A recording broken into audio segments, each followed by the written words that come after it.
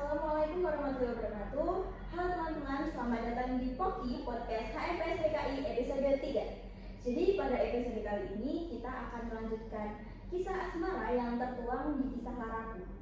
Nah, bersama saya Rizka Hanifah. Pada topik kali ini kita akan membahas mengenai hubungan tanpa status. Pasti teman-teman mengalami kan hubungan tanpa status, dan saya yakin di kalangan anak muda ini sudah familiar gitu. Nah, jadi apa sih itu hubungan tanpa status? Nah, di sini hubungan tanpa status itu merupakan hubungan antara dua orang, cewek dan cowok. Jadi di dalam hubungannya ini tidak ada suatu kejelasan atau status yang jelas. Nah, tentunya saya tidak sendiri di sini. Saya bersama narasumber yang sangat luar biasa. Beliau dosen bimbingan dan konseling Islam yang tentunya sangat familiar dan famous gitu di kalangan mahasiswa. Beliau Ibu Ulfa Fauzia Arkesetia. Selamat siang Ibu, bagaimana kabarnya hari ini? Siang Mbak, alhamdulillah. Akhir-akhir ini kesibukannya apa aja Bu? Akhir-akhir ini kan ini habis lebaran ya, biasa kerjaan menumpuk semuanya, koreksi dan sebagainya, apalagi ujian-ujian. Mulai menyesuaikan lagi ya Bu, karena sesuai dengan ritme yang awal. Ya. Jadi Bu, ini kita ada di podcast episode ketiga. Jadi di episode kemarin itu kita sudah membahas mengenai perselingkuhan. Nah, untuk topik yang kali ini kita akan membahas mengenai hubungan tanpa status. Jadi berdasarkan cerita dari teman kita, itu dia punya crush yang memperlakukan si ceweknya ini kayak lebih dari teman gitu. Crush ini baik banget. Nah, ada di suatu ketika si ceweknya ini butuh laptop. Kemudian hujan deras. Nah, si cowoknya ini dia datang ke kos ceweknya ini untuk memberikan laptop. Sedangkan di luar situasinya sedang hujan lebat. Kan bisa ngasih laptopnya nanti kalau hujannya udah reda, atau mungkin nanti dulu nunggu agak reda gitu. Nah, jadinya si ceweknya ini kan berharap lebih. Nah, kalau ada di situasi seperti ini, bagaimana Bu? Oke, karena ini ukurannya sudut pandangnya itu mahasiswa ya Mbak. Ya, saya tidak memungkiri yang namanya mahasiswa itu kan lagi gejolak rasa mudanya, jiwa muda dan sebagainya itu kan sangat luar biasa sekali, apalagi mendapatkan perhatian dari lawan jenis seperti itu. Nah, terus kemudian kebetulan lawan jenisnya itu memberikan perhatian yang menurut dia itu sesuatu hal yang spesial, sehingga pada akhirnya dia tanpa sadar merasakan suka atau jadi mengagumi lah, bahasanya kan seperti itu. Ya itu kalau menurut saya untuk ukuran mahasiswa ataupun remaja akhir ya berarti ya, itu adalah hal yang wajar saja. Kalian jatuh cinta, kalian senang atau mengagumi seseorang itu sangat wajar sekali terjadi di usia-usia teman-teman semua di sini. Hanya saja yang mungkin perlu kita pahami adalah kadang-kala tidak semua harapan itu pasti akan terwujud dengan sesuai dengan rencana, misalnya kan itu. Terus kemudian itu tadi dia punya crush ya, dia mengagumi seseorang. Nah, kadang-kala itu karena saking kok kita sudah kagum, terus apa sedikit itu jadi kayak kok gini ya, kok seperti itu ya, kok sesuatu hal yang kok saya sepertinya spesial gitu. Padahal mungkin bisa saja ada itu memang perilaku yang spesial, itu bisa. Tetapi mungkin kalau kita pakai logika, perempuan ataupun laki-laki itu ketika jatuh cinta itu jangan langsung yang sekarang itu apa sih kayak bucin.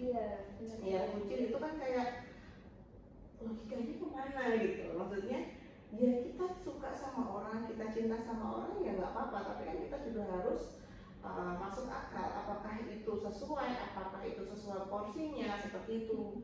Nah, di sisi lain tadi ada ada kalanya mungkin dia memang spesial, tapi kita juga mikir, oh ternyata ada juga kemungkinan sesuatu apa yang dia lakukan kepada saya itu juga dilakukan dia kepada orang lain. Benar sekali. Contoh misalnya, oh dia baik sama saya, padahal dia baik sama A, B, C, D, E dan sebagainya. Nah itu kan kadang kita atau orang yang misalnya dia sudah jatuh cinta itu jadi kayak objektivitasnya itu kayak agak sedikit bergeser. Jadi kayak iya baik gitu, padahal yang dilihat belum tentu itu seperti itu. Bisa jadi dia juga melakukan itu dengan orang lain gitu ya. Seperti itu. Atau mungkin cara bertemannya dia itu seperti itu. Mudahnya seperti itu. Ya. Nah, itu juga harus lihat orangnya atau lihat pribadinya seperti apa. Misalnya orangnya pendiam gitu kan. Dia pendiam tapi kok baik sama satu orang gitu kan. Oh, oke, ada sedikit indikasi ya gitu. Tapi kalau dia baik tapi baiknya sama semua orang, apalagi suka gombal atau gombalnya semuanya apa namanya banyak orang, artinya dia hanya bercandanya tipenya seperti itu, atau yang memang dia anaknya memang anak baik gitu kan. Ada tuh anak yang memang anak baik-baik atau anak yang laki-laki atau perempuan yang cuek atau yang dia gampang welcome ketemu orang, supel gitu kan. Kadang-kadang membuat orang itu salah tafsir. Karena persepsi orang kan masing-masing ya. Betul. Nah, berlanjut dari cerita tadi, jadi ceritanya si cewek dengan si cowok ini menjalin hubungannya sebenarnya teman dekat gitu. Nah, si cewek ini tahu kalau si cowok ini juga maksudnya punya hubungan dengan orang lain. Nah, si ceweknya ini sebenarnya punya rasa cemburu kan, tapi si ceweknya nggak berani buat mengungkapin rasa cemburunya ini. Takutnya kalau diungkapin kan malah membuat hubungan mereka renggang atau si cowok ini tidak nyaman dan menjauh kan. Nah, jadi si cewek ini memilih untuk memendam perasaannya dan malah menjadi overthinking gitu, malah jadi beban buat dirinya karena rasa cemburu ini. Nah, kalau kita berada di situasi seperti ini bagaimana Ibu? Oke, jadi pertemanan laki-laki dan perempuan, sedikit ada gimana ya? Saya adalah tipikal orang yang sejujurnya atau sejatinya itu persahabatan laki-laki dan perempuan itu adalah hal yang kosong lah, istilahnya kan pasti. Kita nggak bilang pure sahabat atau temenan itu seiring berjalannya waktu itu. Saya yakin itu nggak pasti 100% itu hanya sahabatan. Pasti salah satunya itu pasti adalah sedikit rasa suka atau kagum seperti itu. Nah, melihat dari tadi memang kalau berhubungan dengan persahabatan itu kan memang agak sedikit kompleks. Itu aja masih yang bisa disebut friendzone ya, Mbak? Iya, bisa. Bisa disebut friendzone, di mana kadang-kala itu kalau tidak pas akan merusak interaksi yang ada di dalamnya. Kayak justru malah kehilangan atau justru malah membuat masalah baru seperti itu. Nah, kalau si mbaknya itu kan takut ya. Nah, tadi mau tanya, itu hubungan yang dia sukai itu, dia punya hubungan itu hubungan yang hanya dekat atau memang sudah ada statusnya? Yang sebelumnya cowoknya ini dengan orang lain ini. Iya. Nah, itu juga si ceweknya ini cuma menduga-duga aja. Jadi cuma sebatas persepsi dia kalau si cowok ini juga deket sama ini gitu. Berarti persepsi aja, maksudnya ya pokok perlakuannya juga berbeda. Nah, kalau seperti itu ya nanti kalau memang kalau dia tidak mengungkapkan itu dia akan sakit sendiri. Karena yang namanya friendzone itu pasti sakit lah ya. Maksudnya kalau kita lihat orang lain yang kita sukai dekat sama orang lain itu pasti sakit hati, pasti ada cemburu, pasti. Nah, efeknya itu pada akhirnya akan sangat berpengaruh, maksudnya mood misalnya. Jadi sama temen yang lainnya kok agak gimana, apalagi sama si yang punya indikasi itu tadi gitu kan, jadi kayak hubungannya malah justru akan renggang juga selain sama yang dia kagum itu tadi gitu. Jadi malah jadi kayak canggung gitu. Karena kita kan kalau ngungkapin, oh kita kan cuma temenan, kok kamu cemburu, kamu nggak ada hak gitu buat cemburu sama aku, kita nggak ada hubungan apa-apa gitu kan. Nah jadi tipsnya bagaimana ya Bu? Kalau kita terjebak di situasi friendzone atau hubungan tanpa status ini, pasti teman-teman di luar sana juga banyak yang mengalami ini gitu. Banyak ya, apalagi di sini di BKI. Ya lumayan. Karena berdasarkan cerita dari teman-teman juga kan, banyak yang curhat gitu, kayak kurang lebih permasalahannya itu hampir sama gitu. Oke, kalau saya itu berani nggak berani sih, maksudnya aduh jadi pengalaman pribadi. Jadi apa ya, berani nggak berani, maksudnya kita tahu resikonya dia akan dia akan menjauh atau malah justru hubungan kita renggang. Tapi kadang-kala ada yang memang perlu kita hargai juga, yaitu perasaan kita. Maksudnya ya tergantung, misalnya kalau sudah memutuskan untuk ya saya bilang atau saya memutuskan untuk tidak bilang, itu kan ada beberapa dampaknya. Kalau tidak bilang berarti saya harus sakit hati terus. Kalau sampai itu belum karuan, kalau dia ternyata jadian sama orang lain, itu kan malah justru sakit hatinya double, apalagi itu masih sahabatan, masih dia terus kayak gitu. Tapi kalau bisa diungkapkan, itu kan kalau ditolak sudah selesai. Ya emang efeknya adalah ke persahabatannya itu nanti pasti akan canggung seperti itu. Tapi kan kalau udah selesai itu di dalam hati itu kan nggak bertahun-tahun akan berlarut-larut. Maksudnya oh itu berarti ya dia nggak suka sama saya, ya dia tidak peduli sama saya. Jadinya nggak terlalu yang berlarut-larut, karena takutnya pernah dulu saya ketika saya kagum sama seseorang itu, ketika dipendam terus kemudian beberapa tahun lamanya itu kayak kepikiran terus, padahal itu hal sesuatu yang nggak logis, tapi saya pikirkan jadi logis gitu. Itu sebenarnya seperti itu. Nah kalau sudah plong hilang semuanya, itu ya efeknya ya memang dampaknya harus kita hadapi. Tinggal dampak mana yang bisa dipilih atau mau dijalani. Baik Ibu, tapi kan ada juga kadang seseorang itu dia lebih memilih memendam perasaannya dan dia tidak mau untuk mengungkapkan karena dengan alasan untuk menjaga pertemanan. Itu bagaimana? Banyak sekali yang seperti itu. Artinya ya berarti mau nggak mau dia harus siap untuk sakit hati. Iya kan? Kalau misal pun dia mencintai dalam diam atau dia mengagumi dalam diam, ya itu berarti dia juga harus tahu resikonya. Oh ya udah nggak apa-apa, yang penting saya masih bisa temenan, saya masih bisa sahabatan, seperti itu is okay sih. Tapi memang sembuhnya itu seiring berjalannya waktu. Artinya kalau dalam waktu yang dekat itu saya rasa nggak gampang untuk sembuh, tapi saya yakin itu pasti akan sembuh ketika ketemu dengan orang yang baru, pasti seperti itu. Benar sekali Bu. Jadi sedikit cerita. Jadi ada juga teman saya itu yang dia suka sama seseorang kan, tapi dia nggak punya keberanian buat mengungkapkan. Nah seiring berjalannya waktu, dia itu kayak dengan perasaannya ini, kok aku jadi sedih-sedih, terus merasa nggak nyaman dengan perasaan ini. Nah seiring berjalannya waktu, dia kan sudah pisah kan dengan si cowoknya ini. Nah kemudian di tempat lain dia ketemu dengan seseorang. Nah perasaannya itu perlahan pudar sendiri gitu kalau dia udah ketemu dengan orang yang baru ini gitu. Jadi intinya kita harus menerima dulu perasaan kita. Oh kita sedang berada di tahap mencintai seseorang ini. Nah dia dari perasaan ini kita harus terima dulu. Kita harus menyadari kalau kita lagi jatuh cinta gitu.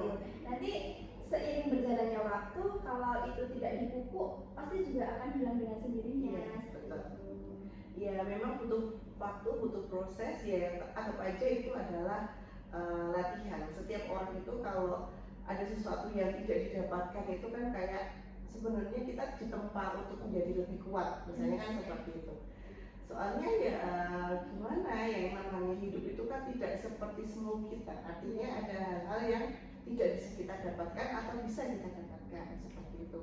Jadi ya benar tadi, menerima perasaan diri sendiri dulu. Kita maksudnya nggak terlalu yang enggak gimana gitu, tapi menerima dulu. Terus kemudian yang pasti jangan terlalu fokus sama perasaan sedih itu tadi. Ya, jadinya kalau misalnya sedih berarti setidaknya harus cari pelarian lain. Misalnya bisa kan healing gampang aja, misalnya jalan-jalan, cuma jalan-jalan aja nggak apa-apa. Terus kemudian atau dengerin musik ya kan, atau nonton film, atau misalnya yang hobi memasak bisa. Artinya banyak sekali pelarian, atau justru malah nugas. Benar sekali. Iya kan? Artinya banyak sekali hal-hal yang bisa dilakukan untuk bisa menghilangkan individu itu tadi, untuk tidak berpikiran negatif atau sedih aja seperti itu. Karena pada akhirnya ya kalau perasaan dipaksa untuk sudah selesai itu kan pasti sulit ya. Tetapi kalau kita bisa mikir yang lain, mikir fokusnya ke beberapa tempat, itu kan pasti lambat laun pasti akan lupa dengan sendirinya, apalagi kalau ketemu orang baru seperti itu. Benar sekali Bu. Jadi kalau kita cuma di rumah kemudian rebahan scroll sosial media, banyak baper itu nanti. Benar sekali. Kalau malah kok aku juga gini ya, gitu kan malah jadi tambah sedih gitu Bu. Kalau kita keluar atau sekedar jalan-jalan keluar, ngobrol sama teman, atau mungkin kita yang punya hobi memasak gitu malah jadi kayak ada pengaliannya gitu, jadi nggak keinget dia terus gitu Bu. Nah mungkin topik kali ini sangat menarik ya Bu, tentang HTS ini, hubungan tanpa status. Jadi di kalangan anak muda itu terkenalnya dengan HTS Bu. Masih HTS ya? Iya masih HTS, atau yang lebih kerennya sedikit ada friendzone. Iya. Jadi di sosial media ini juga cukup tren, sampai ada semboyan atau ada jargonnya Bu, HTS jaya gitu katanya. HTS itu dari desain SMA udah ada. Berarti setiap orang pasti pernah mengalami ini ya Bu. HTS itu bisa ada yang memang benar-benar dekat, atau yang cenderung ke friendzone. Kalau saya mikirnya gitu, karena kalau friendzone itu kan kayak teman ya, teman dekat, terus sebenarnya malah saling kagum kayak gitu. Tapi kalau saya mandangnya HTS itu jauh lebih di atasnya friendzone.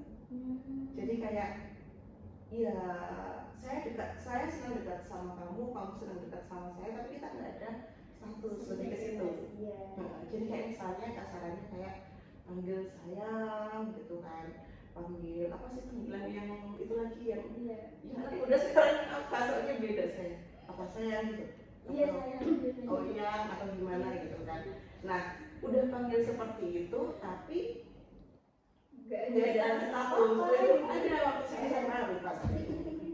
Benar sekali. Jadi banyak sekali yang mengalami ini gitu. Jadi walaupun dia nggak punya hubungan, kamu udah berani manggil sayang, terus ngasih perhatian lebih, ngingetin makan apa segala macam gitu.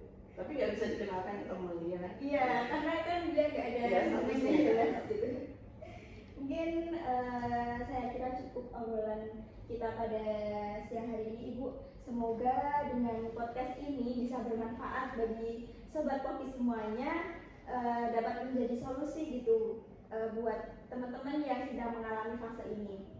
Nah, jadi teman-teman yang punya cerita menarik mengenai hubungan pertemanan, kemudian hubungan asmara ataupun hubungan dengan keluarga yang menarik, teman-teman bisa mengisi link di bawah ini. Nanti cerita dari teman-teman pasti akan kita bahas di podcast HMPS BKI yang selanjutnya. Mungkin cukup obrolan kita pada siang hari ini. Terima kasih Ibu Ulfa atas waktunya. Sehat selalu. Amin. Sekian dari kami. Wassalamualaikum warahmatullahi wabarakatuh. Waalaikumsalam.